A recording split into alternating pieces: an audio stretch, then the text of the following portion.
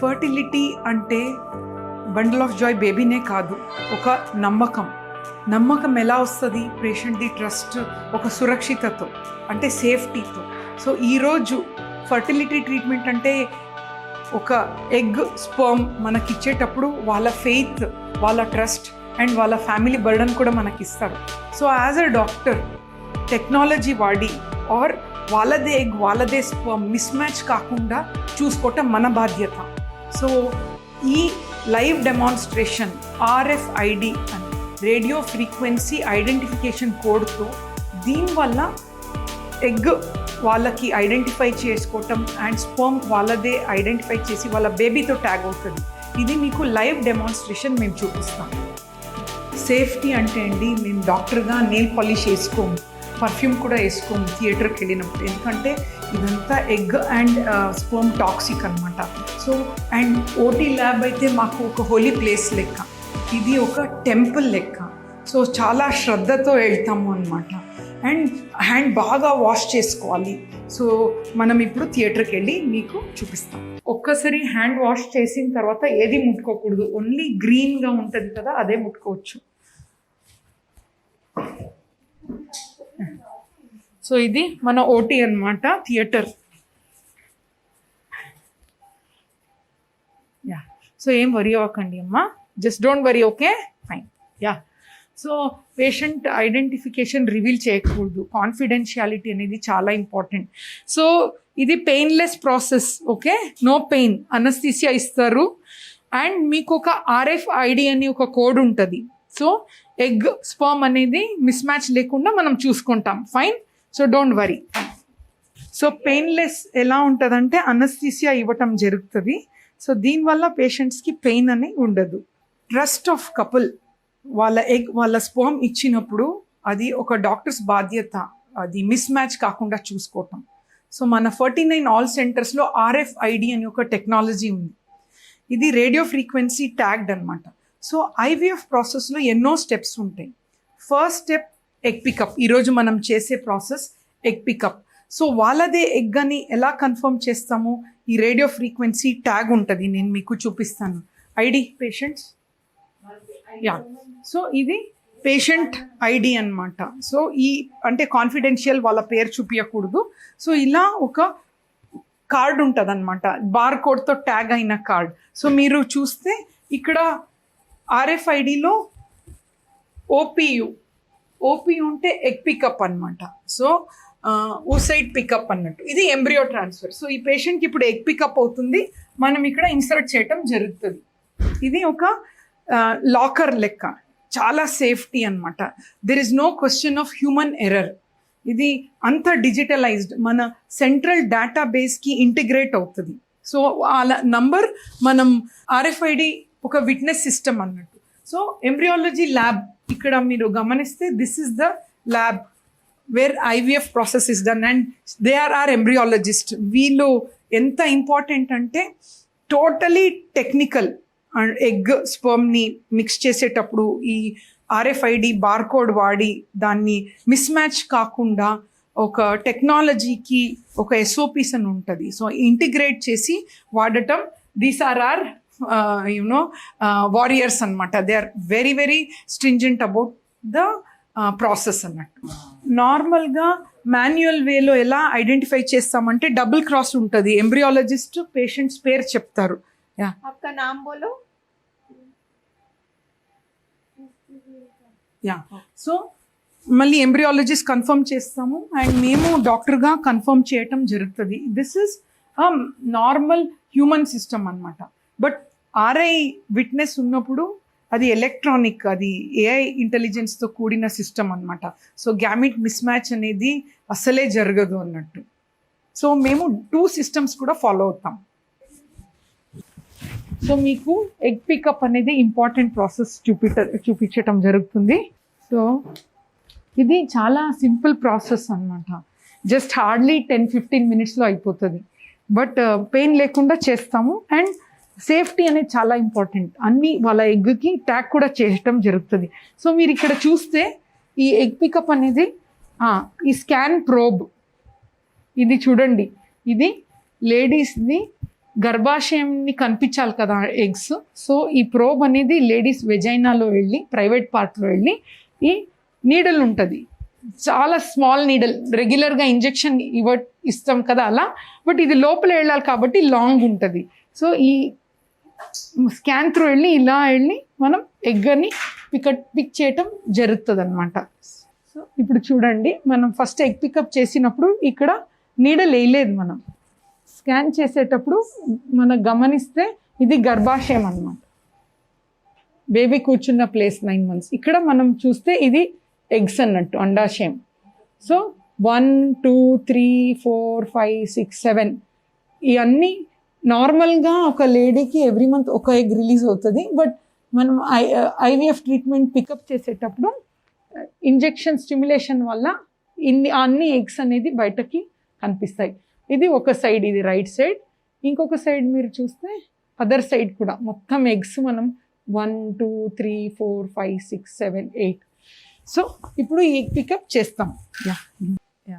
So ఇప్పుడు గమనిస్తే needle point అనమాట, ఈ నీడల్ లోపల వెళ్ళింది చూడండి, ఓ లోపల వెళ్ళి ఒక ఎగ్ మనం తీస్తున్నాము. ఇది ఈ ట్యూబ్లో ఇక్కడ మీరు ఈ ఎగ్ పికప్ అనేది ఇక్కడ ట్యూబ్లో మీరు చూస్తే ఎగ్ వచ్చింది అనమాట. But again embryologist cross confirm చేసుకుంటారు, అన్ని ఫ్లూయిడ్ వస్తుంది ఫస్ట్. ఇది ఫాలిక్యులర్ ఫ్లూయిడ్ అంటాం పంచర్ చేసిన తర్వాత. సో నెక్స్ట్ ఇంకొక వెళ్తున్నారు. So immediately we are seeing the fluid రావటం. ఈ ఫ్లూయిడ్ని మైక్రోస్కోప్లో చూసి ఎగ్ అనేది మనం పికప్ చేయటం జరుగుతుంది. నార్మల్గా ఎగ్ తీసినప్పుడు లేడీస్ అన్నీ ఎగ్ తీసేస్తామని అనుకుంటారు, అది ఒక అపోహ, మిత్ అనమాట. ఆ నెలకి సంబంధించిన ఎగ్గే తీయటం జరుగుతుంది. ఎందుకంటే నెక్స్ట్ మంత్ వచ్చే ఎగ్ మనం ముట్టుకోలేము. సో ఎగ్ పికప్ తర్వాత ఎగ్ తగ్గిపోతుంది అనుకోవటం రాంగ్. సో ఇప్పుడు 1 అని చెప్పారు ఎంబ్రియాలజిస్ట్, మీరు విన్నారనుకుంటా. సో ఒక ఎగ్ రాగానే ఇది పాస్ బాక్స్ అని ఉంటుంది. సో ఇమీడియట్లీ మనం టెస్ట్ ట్యూబ్లో ఎగ్ ఉంటుంది కదా, ఇమీడియట్గా ఎంబ్రియాలజిస్ట్కి పాస్ చేయటం జరుగుతుంది. సో వాళ్ళు ఫ్లూయిడ్ చూసి ఎన్ని ఎగ్స్ ఉంది అని చెప్పటం జరుగుతుంది. So these are all barcoded అనమాట, ఆర్ఐ విట్నెస్తో బార్ కోడ్గా. సో వాళ్ళ ఎగ్గే సురక్షితంగా ల్యాబ్కి వెళ్తుంది అన్నట్టు. This is very very important. So ఒక సైడ్ అయింది egg pickup. Now next side మనం లాస్ట్ ఎగ్ కూడా వదలకుండా తీయటం వెరీ వెరీ ఇంపార్టెంట్ అన్నట్టు.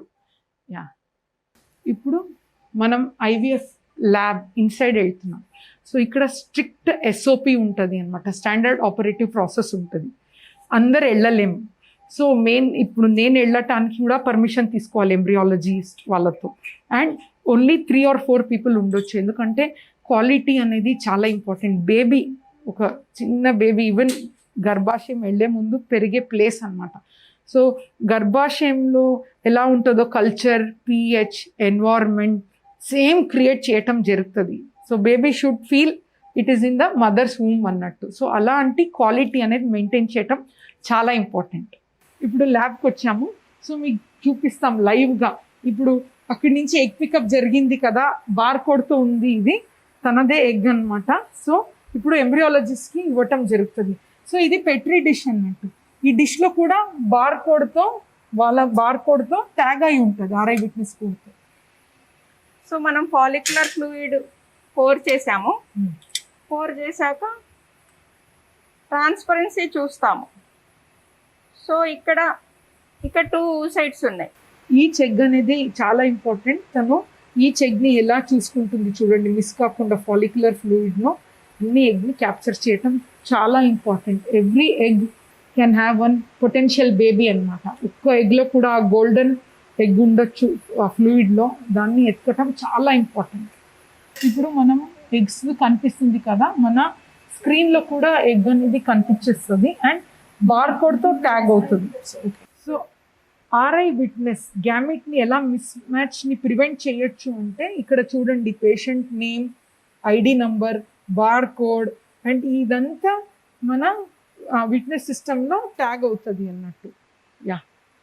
సో ఇప్పుడు పేషెంట్కి ఆర్ఐ విట్నెస్ ట్యాగ్ చేసేది మీకు గమనిస్తుంటే కనిపిస్తుంది. అంత details is captured by the electronic data base అనమాట.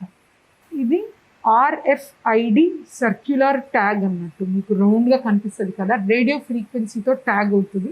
సో ఇప్పుడు పేషెంట్స్కి ఐడితో పాటు ట్యాగ్ ఉంటుంది, ఎందుకంటే మనం అక్కడ మానిటర్లో చూసుకున్నాం ఫ్లోలో. సో ఎలా ట్రాక్ చేస్తారు చూడటం. సో ఇది ఆర్ఐ విట్నెస్ అనేది సర్క్యులర్ ట్యాగ్ ఇది. సో ఇలాంటి సర్క్యులర్ ట్యాగ్ మనం ఇలా వేసుకున్నప్పుడు సో ఇక్కడ పేషెంట్ పేరు అవన్నీ కనెక్ట్ అయిపోతాయి. సో మిస్ మ్యాచ్ అనేది అవ్వదు. సో ఇది ఈచ్ డిస్పోజబుల్ డిష్కి మనం ఇట్లా వాడతాము. సో ఈ ట్యాగ్ మీరు గమనిస్తే ఇది మనము ఇంటిగ్రేట్ చేసినప్పుడు మన మానిటర్లో తెలుస్తుంది అనమాట. సో ఇప్పుడు మీకు చూపిస్తాము. ఇది పెట్టినప్పుడు వాళ్ళదే మ్యాచ్ అవుతే మనకి అసలు అలారం రాదు. బై ఛాన్స్ వేరే వాళ్ళది కూడా పెట్టి చూపిస్తాం ఎలాంటి అలారం వస్తుందని. ఈ రేడియో ఫ్రీక్వెన్సీ ట్యాగ్ పేషెంట్ ఐడితో ట్యాగ్ అవుతుంది. సో మనం ఇప్పుడు పేషెంట్ది చేస్తున్నప్పుడు ఇలా పెట్టడం జరిగినప్పుడు మనకు అలారం రావట్లేదు, గమనించారా? ఎందుకు అంటే ఇది వాళ్ళదే కాబట్టి అలారం రావట్లేదు. ఇప్పుడు నేను వేరే డిష్ పెట్టి చూపిస్తాను మీకు తెలుసుకోవటానికి. రాంగ్ అవుతే ఎలాంటి హెచ్చరికలు, ఎలాంటి అలారం వస్తుందని మీకు చూపిస్తాం. సో ఇది 2 డిఫరెంట్ పేషెంట్, జస్ట్ మీకు సేఫ్టీ ఎంత భద్రంగా ఫాలో అవుతామని చూపించడానికి ఇలా పెట్టారు. వేరే పేషెంట్ చూడండి, మీరు ఇక్కడ చూసారా, item do not match alarm వస్తుంది అనమాట. సో ఇది తీసుకోదు, అలా వచ్చి ఐటమ్ డు నాట్ మ్యాచ్ అని మన డేటాలో మొత్తం బ్లాక్ అవుతుంది అన్నట్టు, మనకేమీ కనిపించదు. సో అది వెంటనే మనం జాగ్రత్త పడాలి. ఇప్పుడు తీయంగానే చూడండి అలారం తగ్గిపోతాయి. ఎస్, సో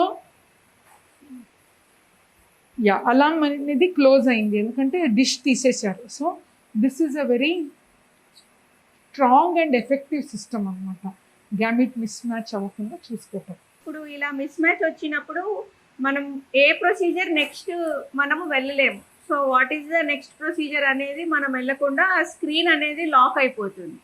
సో అప్పుడు ఏం చేయాలి, మనం ఏదైతే తప్పు డిషెస్ తెచ్చామో అవి 2 బ్యాక్ పెట్టేసి అక్కడ రీజన్ ఇవ్వాలి. మిస్ మ్యాచ్ ఎందుకు జరిగింది, ఎలా జరిగింది, ఎవరు చేశారు, అవన్నీ మనం అనలైజ్ చేసి అక్కడ రీజన్ ఇచ్చి ఓకే చెప్పాకనే మనం నెక్స్ట్ ప్రొసీజర్, నెక్స్ట్ స్టెప్ అనేది మనం వెళ్ళగలుగుతాం. సో ఎంబ్రియాలజిస్ట్కి సేఫ్టీ అనేది ఎంత ఇంపార్టెంట్ కదా. హ్యూమన్ ఎర్రర్లో ఒక్కొక్కసారి యూజువలీ చాలా డబుల్ విట్నెస్ ఉంటుంది, 2 ఎంబ్రియాలజిస్ట్ చేసుకోవటం జరుగుతుంది. But end of the day ఒక సిస్టమ్ ఇన్ ప్లేస్ ఉంటే ఇది ఏదైతే వాళ్ళ మానిటర్ ఉందో as a doctor, medical director మన డెస్క్ కూడా కనిపిస్తుంది, CEO ఆఫ్ ద కంపెనీ. ఇలాంటి మిస్టేక్ జరిగితే మనకి ఒక అనాలిసిస్, ఒక మనం ఏంటంటే వి డూ అన్ ఆడిటింగ్, ఇలా డేటాలో మనకు ఎందుకు ఇలా మిస్ మ్యాచ్ వచ్చింది అని ఎంబ్రియాలజిస్ట్తో డీటెయిల్ డిస్కషన్ ఉంటుంది. సో మీరు వరి అవ్వకండి, మీరు మీ ఎగ్, మీ స్పర్మ్ ఇచ్చినప్పుడు మా బాధ్యత, మీ ఎగ్గే మీ స్పర్మే అంటే ఒక బేబీగా క్రియేట్ చేసి పెట్టడం. And end of the day we are so open, మీరు డెలివరీ అయిన తర్వాత DNA టెస్ట్ కూడా చేసుకోవచ్చు, ఎందుకంటే మన సిస్టమ్ అనేది చాలా strong, very integrated proof system అన్నమాట. ఇది ఇక్సీ చేసే నీడల్ చూడండి ఎలా అలైన్ చేస్తున్నారు, ఎంత థిన్ నీడల్ మీరు గమనిస్తే, ఇంత చిన్న నీడల్. సో ఎగ్ ఒక నీడల్లో స్పర్మ్ని 2 కలిపి దాన్ని ఇన్సర్ట్ చేయటం జరుగుతుంది. ఆ ప్రాసెస్ కూడా RI విట్నెస్తో ట్యాగ్ అయ్యి వాళ్ళది, ఇదంతా ప్రాసెస్ అనమాట. ఎగ్ పికప్ తర్వాత మైక్రోస్కోప్ తర్వాత ఇక్సీ, IVF దీంట్లో కూడా ట్యాగ్ అయ్యి మీరు బోత్ ఇది స్పర్మ్ కోసం అన్నట్టు మళ్ళీ ఇది అలైన్ చేస్తున్నారు. సో ఇది మైక్రో మ్యానిపులేటర్ అనేది, ఈ మెషిన్లో బేబీ అనేది ఫామ్ అవుతుంది. ఇది బేబీ పుట్టే ముందు ఒక బేబీ ఫామ్ అవటం అంటే ఇట్ ఈస్ ఎంతో గొప్ప ప్రాసెస్ కదా. దీనివల్ల ఎంతో మిలియన్స్ ఆఫ్ కపుల్కి బెనిఫిట్ అయింది అన్నట్టు. ఇప్పుడు పేషెంట్ది RFIDతో ఉన్న మనం పెట్రీ డిష్ అనమాట, ఇక్సీకి ఎంబ్రియాలజిస్ట్ అలైన్ చేయటం జరుగుతుంది. సో మనం ఇప్పుడు చూడొచ్చు ఇక్సీ ఎలా చేస్తారనేది.